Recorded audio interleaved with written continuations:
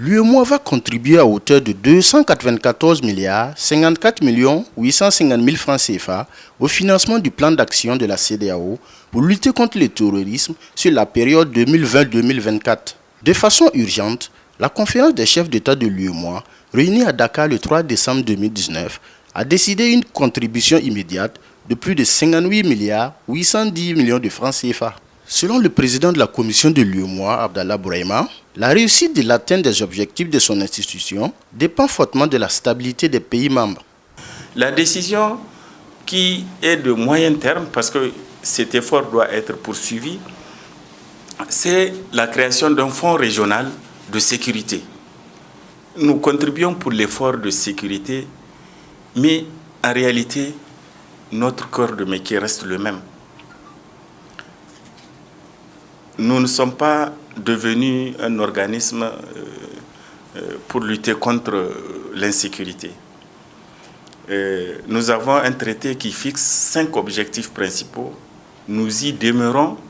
En outre, relativement à la synthèse sur la revue annuelle des réformes sectorielles, c'est 99 programmes qui ont été exécutés en 2019 dans les 8 États membres pour un montant global de 310 milliards de francs CFA financés par la commission de l'UEMOA.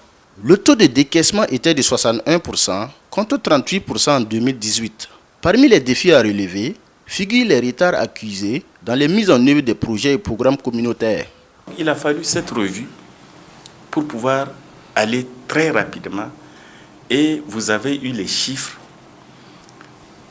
d'une transposition en ce qui concerne le volet sectoriel qui était en dessous de 15%. Au moment du diagnostic, on est arrivé aujourd'hui à plus de 80%. Parce que ce volet politique sectoriel a été l'élément déclencheur de la revue annuelle des réformes.